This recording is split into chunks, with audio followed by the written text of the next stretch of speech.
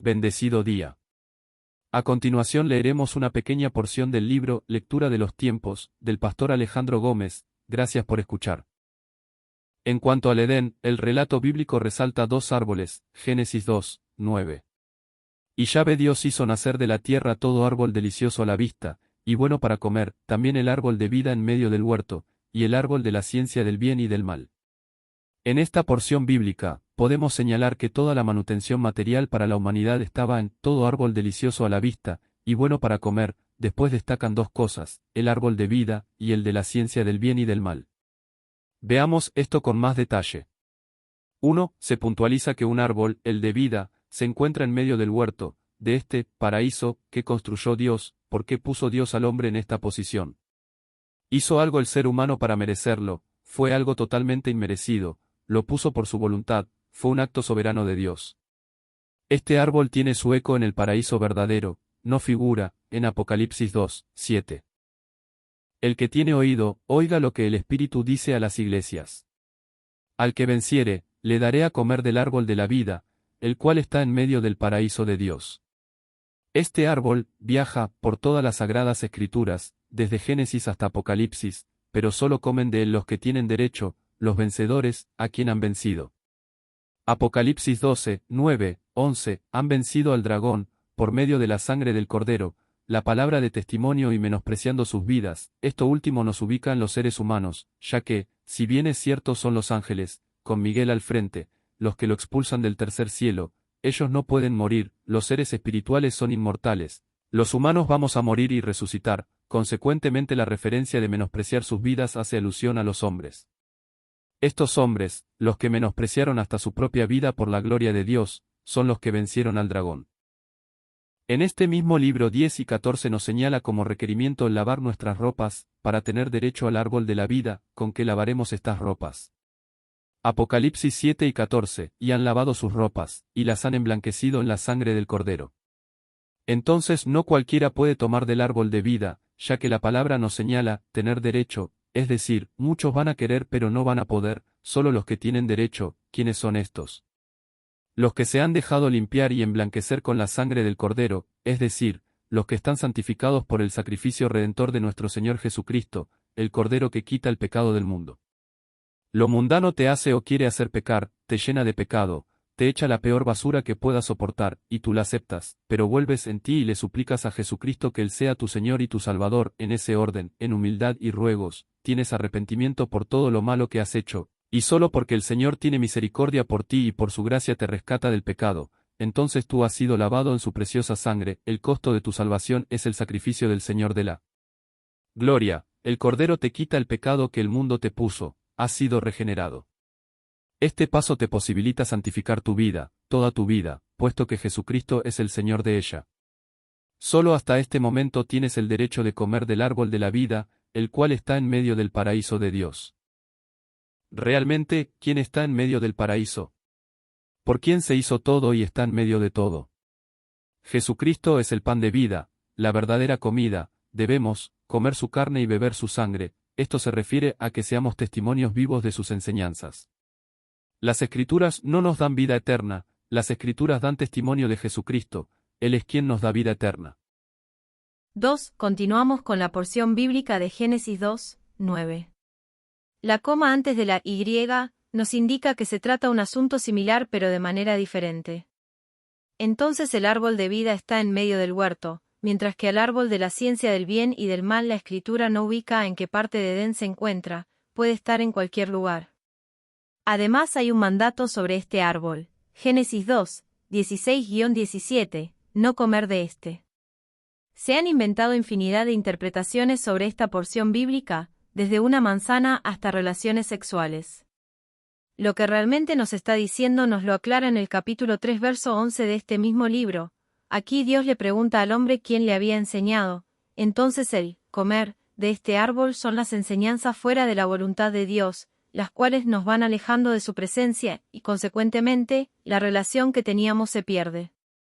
Lo anterior se puede observar en el diálogo de la serpiente, diablo, con la mujer, Eva. Antes de este diálogo, la Escritura nombra a Dios, en relación al hombre, como Yahvé Dios, lo cual nos señala un trato de intimidad con Dios, para Adán no tan solo era el Todopoderoso, sino también era el Yo Soy, su Señor. Con Yahvé se tiene satisfecho todo lo necesario para la existencia humana.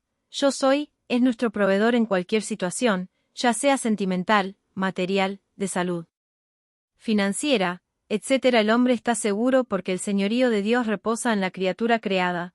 Los ojos del Creador están atentos en sus criaturas únicamente por amor. Hacer referencia a Dios como Yahvé Dios implica estar seguros y satisfechos en todos los sentidos, es decir, es una relación familiar, como un buen padre de familia para con sus hijos. Mientras que solo llamándolo Dios, Todopoderoso, es reconocerlo con su poderío, pero sin ningún tipo de vínculo amoroso con la persona. En ese diálogo, Génesis 3, la serpiente empieza a nombrarlo solo como Dios, y la mujer continúa la conversación en ese tenor. ¿Qué significa esto? La primera enseñanza del diablo es romper el principio de autoridad y de relación del hombre con Dios. Ya no lo nombra Yahvé Dios, sino tan solo Dios. El hombre cree que está bien con Dios, aun cuando le haya dado la espalda. A través de este diálogo satánico las prioridades y anclajes van cambiando, a tal extremo que Eva mueve el árbol de vida que estaba en el centro de su vida y en su lugar, coloca al de la ciencia del bien y del mal, en otras palabras, quita la autoridad de Dios en su vida y coloca la suya propia, bajo inspiración satánica, rechaza las enseñanzas divinas y ahora acepta la falsa doctrina, convirtiendo estas enseñanzas en el centro de su vida. Recuerde, amado hermano, el árbol de la ciencia del bien y del mal estaba en cualquier lado, de acuerdo al relato bíblico. Posiblemente usted se canse de escuchar la sana doctrina y ahora busque algo más interesante, de acuerdo a su carne. Lo va a encontrar en cualquier lado, porque allí está el árbol de la ciencia del bien y del mal y, a partir de ese momento, esas enseñanzas van a ocupar el centro de su vida, se va a fastidiar del maná del cielo, va a tener comezón de oír cosas nuevas y va a caer en el satanismo, con sus muchos nombres. Cualquier religión te lleva a Dios, todos vamos a resucitar, pero tan solo los cristianos llegaremos a Dios como Padre, todos los demás, la inmensa mayoría, llegarán ante Dios como un juez, que obra que hayan hecho les podrá dar salvación. Antes de llegar a Cristo, Dios ve todas nuestras obras de justicia como trapos inmundos ante Él. Entonces, el hombre tiene dos, y únicamente dos opciones para entender la vida tanto terrenal como espiritual, la basada en la voluntad de Dios y la basada en la voluntad del diablo. La primera te lleva a la adoración de Dios, la segunda a la veneración del hombre y adoración al Satán. Cuando la serpiente dialoga con Eva, le dice, serán como Dios, es decir, el ser humano en el centro de todo recibiendo veneración y el diablo, atrás de él, recibiendo adoración.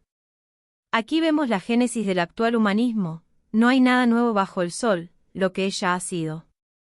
Esta corriente de pensamiento, humanista, a primera vista, parece muy correcta, respetuosa, tolerante, piadosa, etc., pero en su desarrollo es todo lo contrario, intolerante, irrespetuosa, etc., ya que sus principios, en los cuales se basa, están sujetos a los caprichos del hombre, a su forma de pensar producto de su entorno particular y cambiante, no de algo universal e inmutable.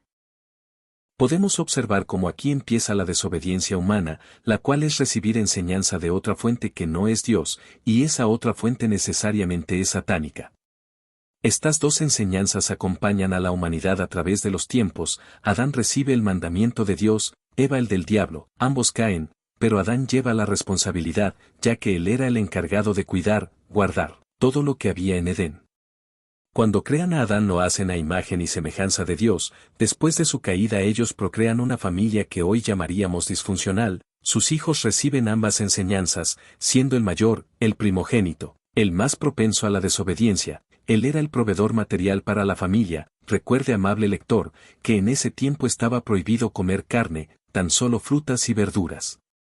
Mientras que el segundo hijo fue el proveedor espiritual, porque si no, ¿para qué quería ser pastor de ovejas? ¿Por qué el Señor se lo permitió? ¿Por qué específicamente de ese animal? Usted lo sabe, porque es figura de nuestro Señor Jesucristo, en el sacrificio para el holocausto de redención.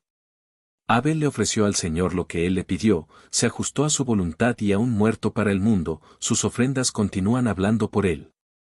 No así Caín, el cual ofreció el producto de su trabajo, todo el esfuerzo de su quehacer laboral, es muy probable que haya llevado frutas y verduras exquisitas pues eran para Dios. Solo que no era lo que el Señor le había ordenado. En primer lugar, ninguna legumbre puede ser figura de nuestro Señor Jesucristo. Segundo, no hay tiempo de adoración cuando dejaba la fruta en el altar y se iba, el tiempo de asado de la carne, es el tiempo de intimidad con Dios. Tercero, Dios quiere que estemos como familia, siendo Él mismo nuestro Padre, y todos nosotros hermanos, sin problemas de jerarquías ni actitudes soberbias. Si nos damos cuenta, no existe la humildad suficiente en Caín para pedirle a su hermano un cordero para el sacrificio. Es muy probable que Caín haya caído en la autosuficiencia, la cual es una enseñanza o fruto del árbol de la ciencia del bien y del mal. Caín ya había decidido que estaba bien o mal para el sacrificio, sin hacer caso de la orden divina. Menosprecia el plan santo de redención de Dios y, en su lugar, pone el suyo, basado en obras humanas, el hombre alcanzando la salvación por su propio esfuerzo. Entonces podemos decir que uno, Caín, era natural y el otro, Abel, espiritual, y griega. Si hubiera un enfrentamiento, ¿quién prevalece? Si lo pensamos con sabiduría natural, humana, necesariamente opinaríamos que el espiritual, porque lo natural piensa de acuerdo a este mundo, todo lo ve desde la temporalidad, pero el espiritual todo lo ve desde la eternidad. El peregrinar, vivir, en este mundo es menos de un microsegundo comparado con la eternidad. ¿Cuánto puedes gozar en este mundo? Todo es miseria comparado con la vida eterna. Así las cosas. Caín, el natural, mata a Abel, el espiritual, su hermano. Este mundo ama lo suyo y desprecia lo espiritual. Vamos como ovejas en medio de lobos rapaces. Hoy, al igual que ayer, el pueblo de Dios está expuesto a infinidad de peligros. Las falsas enseñanzas justifican ante el mundo la sangre de los mártires en Cristo. La sangre de Abel el justo clama desde la tierra, así como la de cada mártir. De esa sangre tendrán que responder los que siguen las enseñanzas del árbol de la ciencia del bien y del mal, toda enseñanza que no está basada en el amor, en Dios. El siguiente hijo de Adán y Eva es Set, el cual es a imagen y semejanza del Adán caído. No invocaban el nombre del Señor. Dios no sustituyó, con Set, a Abel, ya que ese dicho fue de Eva, no de Dios. Podemos observar cuán profunda es la raíz de las enseñanzas satánicas. Ahora Eva pone palabras en la boca del Señor, que él nunca pronunció. Es con Enos, hijo de Set, cuando se empieza a invocar el nombre del Señor. Mientras no nace Enos, la humanidad continúa con su maldad. Es la descendencia de Caín quien abandona todo lo espiritual y desenfrena la mundanalidad, desarrollando el adulterio, jamás visto antes. Comían carne, vivían de manera nómada, realizaban fiestas para su propio esparcimiento, se adornaban su entorno para vivir sublimemente y fueron agresivos en extremo, hasta el asesinato. De acuerdo a la cronología propuesta por el remanente cristiano, aproximadamente el año 4245 a.C. fue creado Adán y ahí estaban presentes los dos árboles. Entendiendo esta imagen como las dos enseñanzas dirigidas a la humanidad, y esos árboles nos acompañan en la vida terrenal. Esas enseñanzas fueron transmitidas de generación a generación. La mala enseñanza echa su raíz en la carne y no suelta a la persona porque está propensa al pecado, es la naturaleza humana caída. La buena enseñanza es sembrada en el espíritu y da fruto en la vida santificada de la persona. El árbol malo no puede dar frutos buenos y el árbol bueno no puede dar frutos malos. Cada ser humano se agrupa con sus semejantes y comen juntos los nutrientes para continuar viviendo, pero no todos viven igual. En un sentido estricto, siempre hay dos tipos de personas, las que obedecen a Dios, y las que no lo hacen. Las primeras son alimentadas por el árbol de la vida, las segundas comen del árbol de la ciencia del bien y del mal. Muchas gracias por haber escuchado esta pequeña porción de lectura. Si tiene algún comentario o desea mayor información, favor de marcar o enviar un mensaje al cel 272 235 0052 y mucho gusto te atenderemos. Dios los continúe bendiciendo.